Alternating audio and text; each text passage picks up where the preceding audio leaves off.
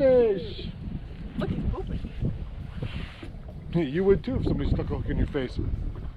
There we go. That's how we get the morning started. Is that recording? There. Morning. What are you doing?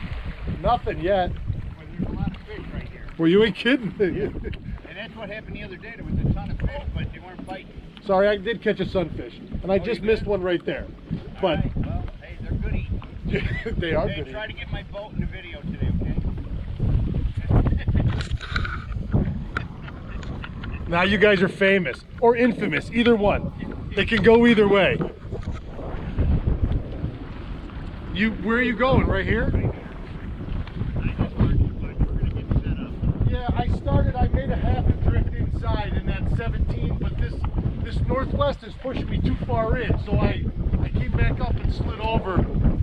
That guy was right in front of me. I didn't see him do anything, but I mean, that's a pretty good picture. All right, guys.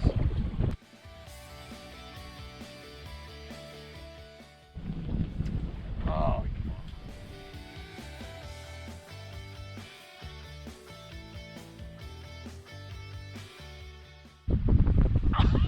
God, that's 3.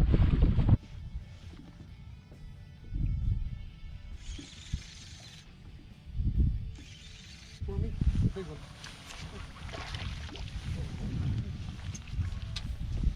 So, everybody, you saw this rig yesterday.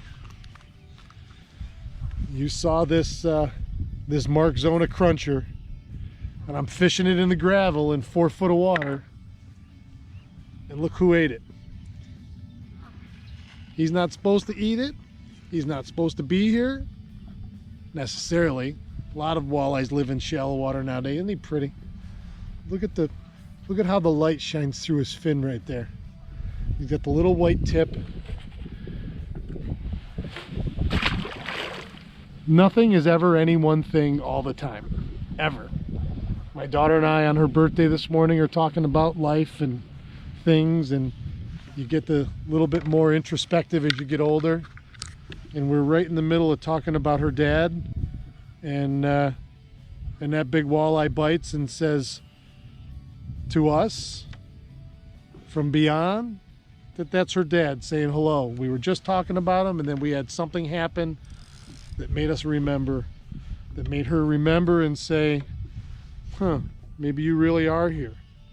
Because that was an oddball. That should have been a smallmouth, not a walleye. Especially on that rig. You know, walleyes aren't known to eat crayfish like crazy. It's not their normal thing. So then that makes it even more poignant that in the middle of our conversation, that thing happens right after we talk about that person in such a loving way. That to me is their way of saying, I'm here. I'm here. That's me telling you I'm here, and everything's okay. Because if I'm here, that means I'm not gone. And that's important.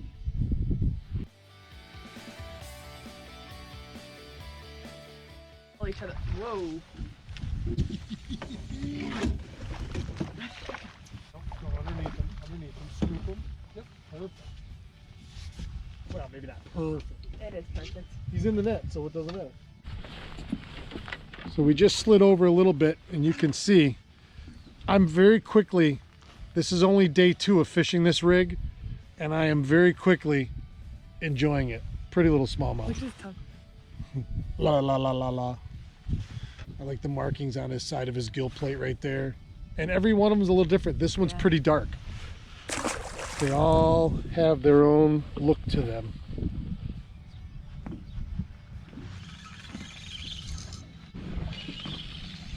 This is, oh, just as pretty as a picture. He picked that up. I'll tell you what, these chigger craws don't last long.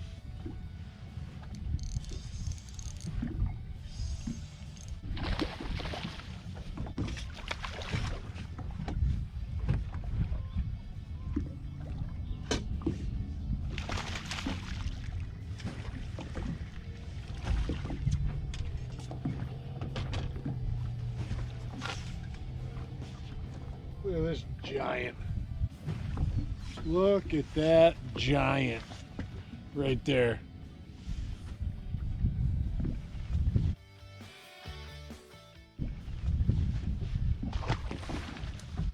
That fish was all of 4, maybe a little more.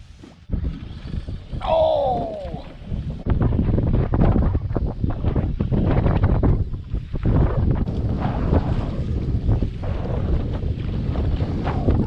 There we go! But it's a short. Second one. Second bite, I just started this drift.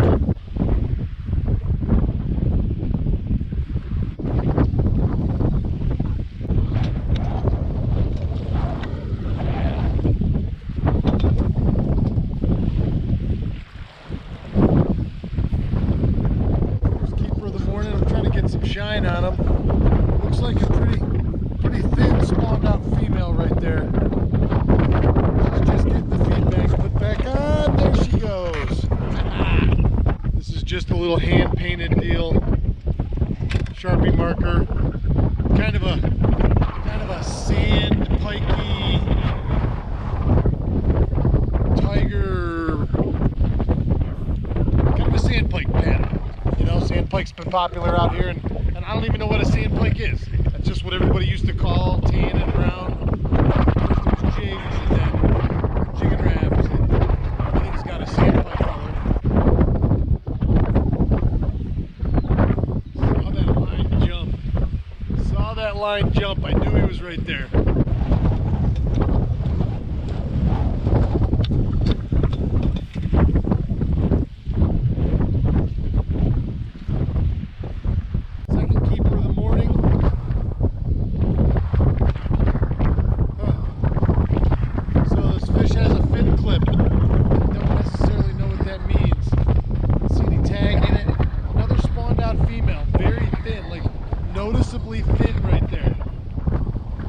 That belly is not protruding whatsoever.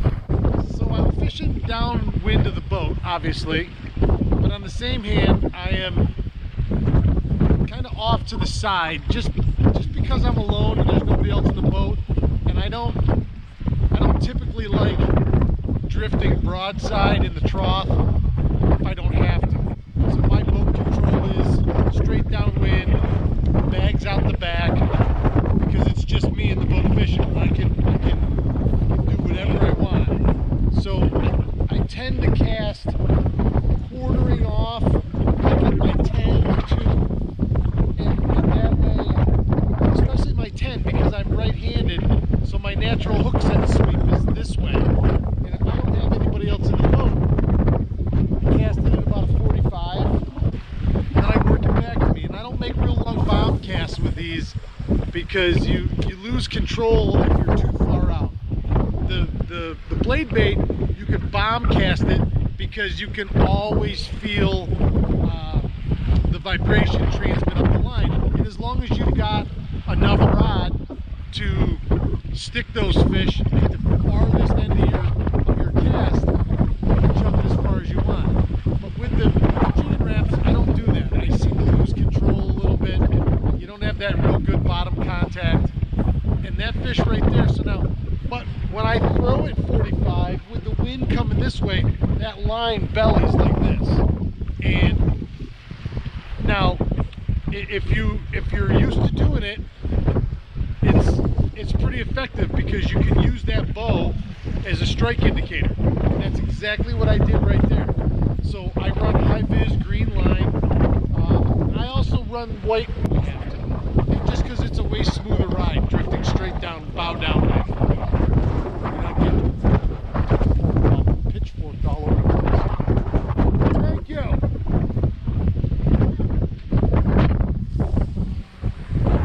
It's humbling to just have people stop by and say hello.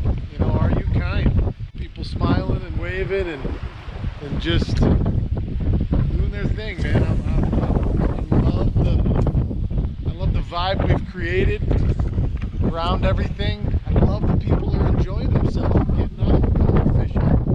That's really what it's all about. I don't care about anything else.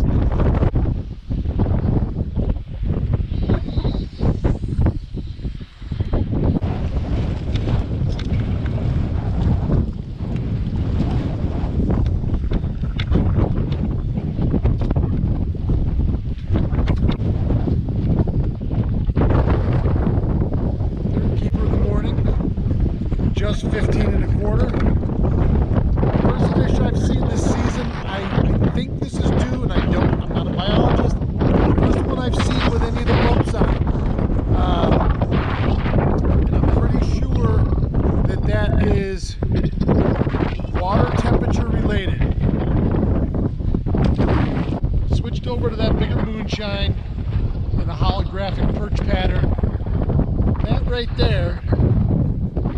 That right there is why I like these moonshines the best. I like that style, and I'll tell you, when they do this, that big single rear, and it's a big oversized rear hook, it buttons them up just like they're on a jig.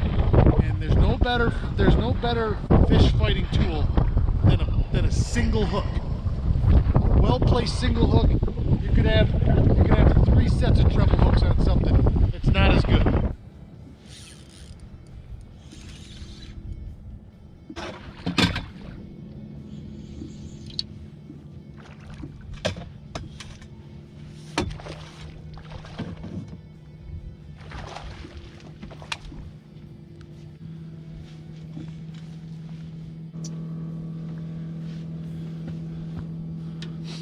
Oh, that's exciting.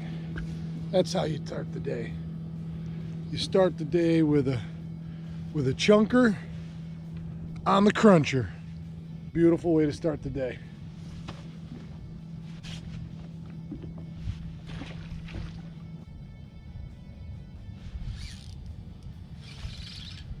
Oh yeah! Yeah! Yes! Holy smashing! Oh, I love these fish. Whoa, whoa, whoa, whoa.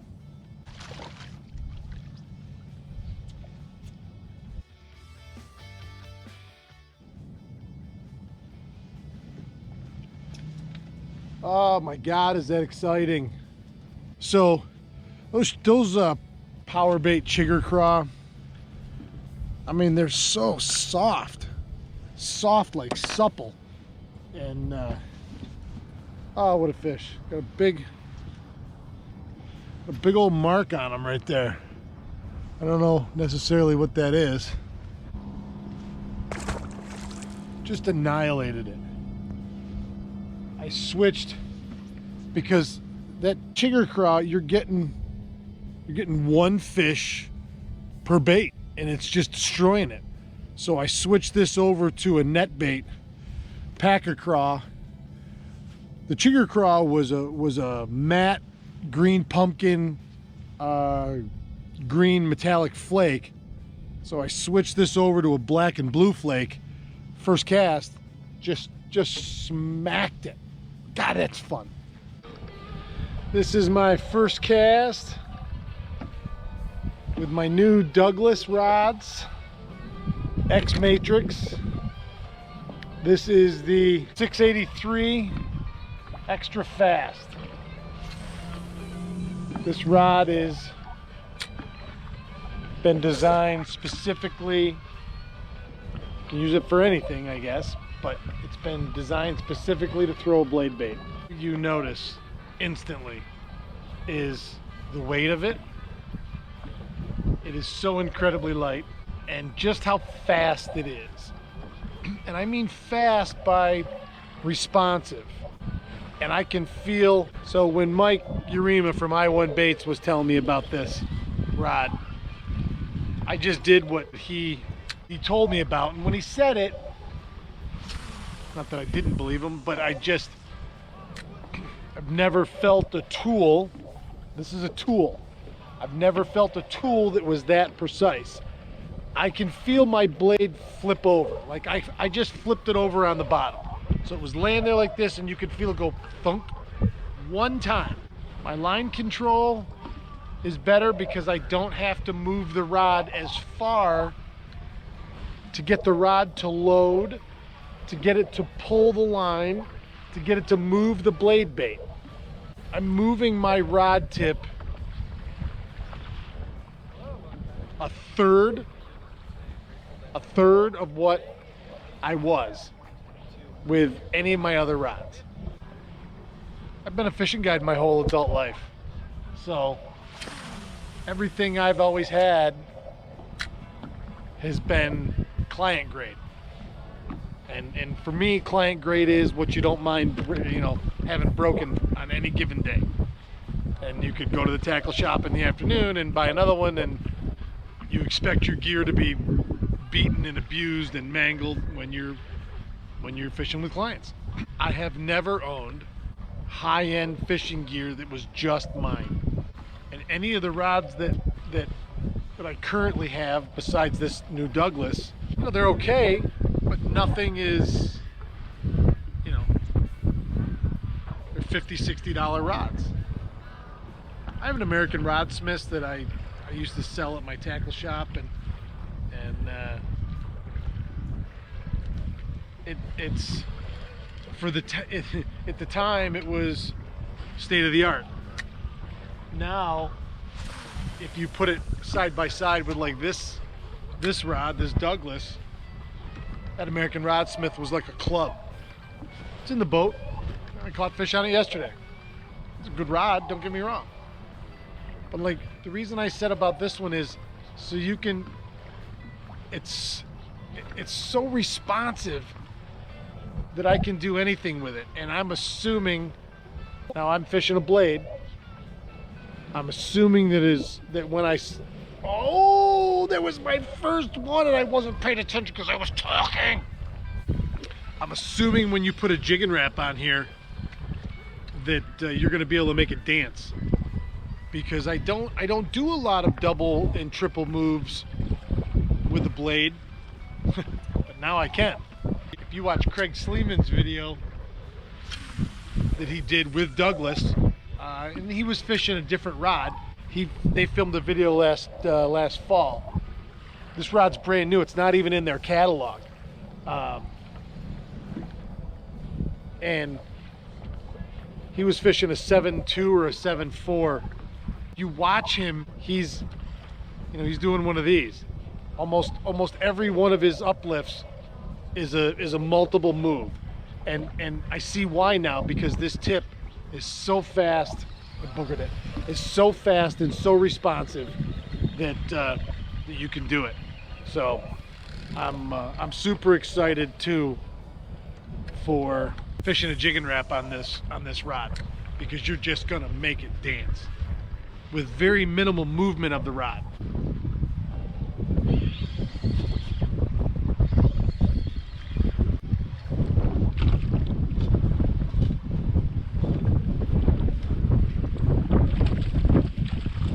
Here he is. I just broke the cherry on the Douglas.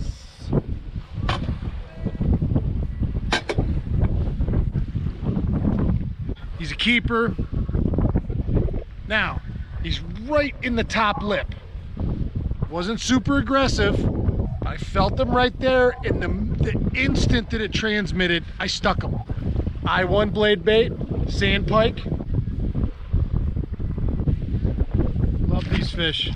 Love this new rod. Oh, that was perfect. Thanks, Mike. Thanks, Caleb. Mike from I1. Caleb and Don from Douglas Rods. X Matrix. So a couple things I'm noticing right off the bat that I'm enjoying. Most rods, and this is this reel seat right here, you can see that it's cut out, so it's crowned to go into the palm of your hand, but it's cut out, so that's the blank right there. This is a carbon fiber blended blank, and you're feeling everything, the transmission, and in a shorter rod, the transmission from tip to hand is even faster. Obviously, it's got a shorter distance to go. Another thing I really like, because a lot of spinning rods you see nowadays, especially in the high-end realm, the reel seat and everything ends right where the front of the foot of your reel is, right here.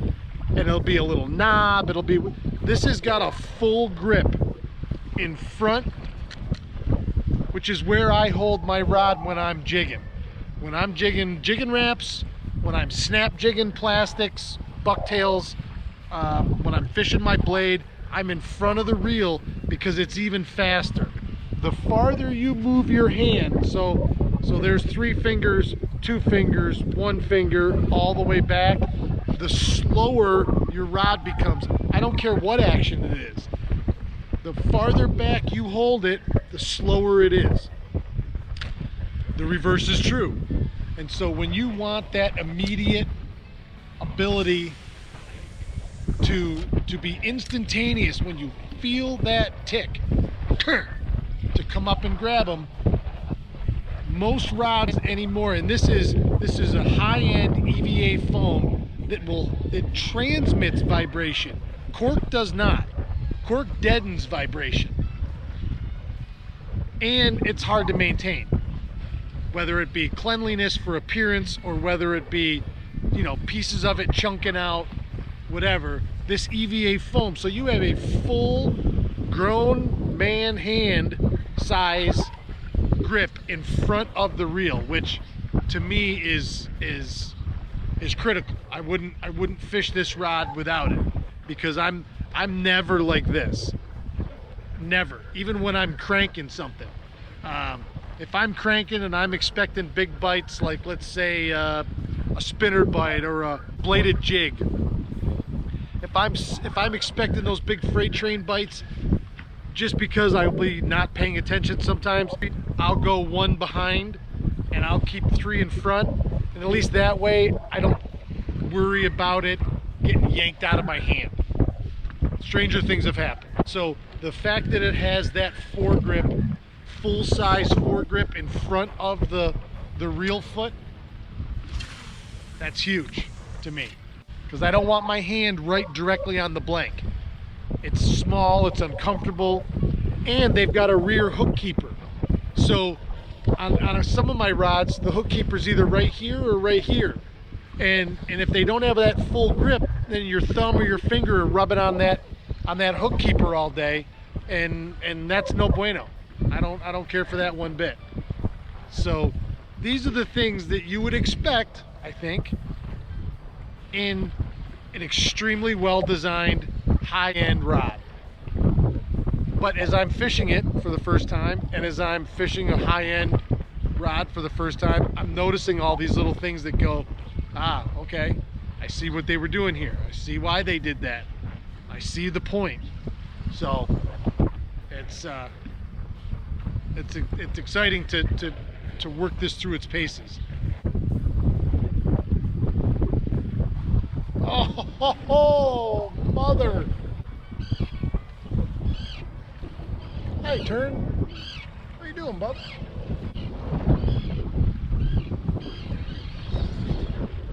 Way out in the beginning of the drift, and this is exactly what I'm talking about. You guys all know how many of these fish I miss, because I just don't have the responsiveness of a rod to stick these fish that far away. And this one just did it with no problem. What do we got here?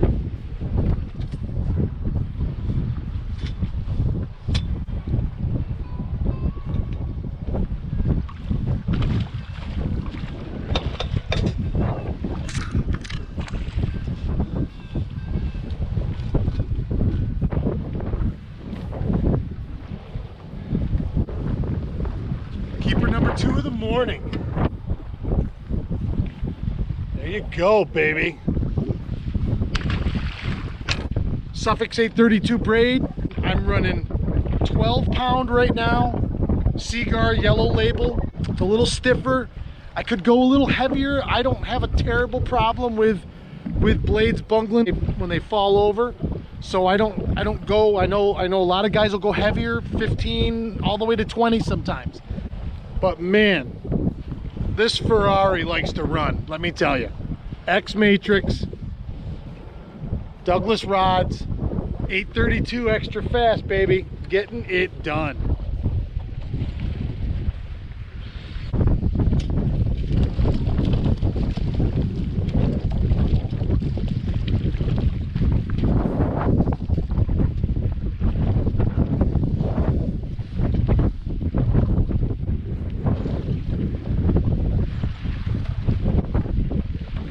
Short, hit it right next to the boat.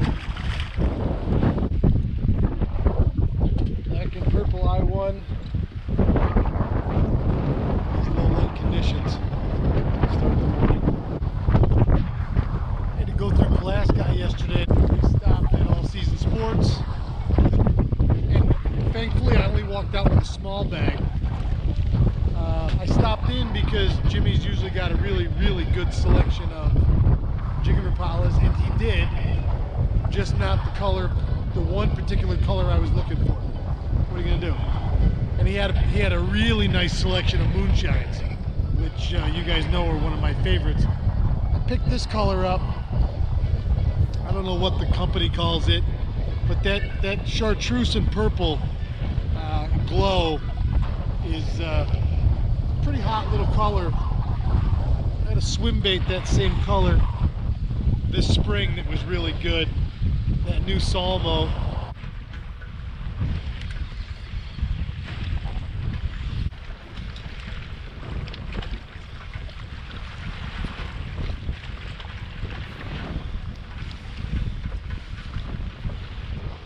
This, yeah, nice keeper fish. This fish has escaped. I'm going to assume, like there's two scars right there. Something, you know, would be my guess. Could even have been a cormorant. If you look at his fin, he's got an issue there, so something grabbed him. So we're gonna call this Mr. Lucky. That's Sandpike.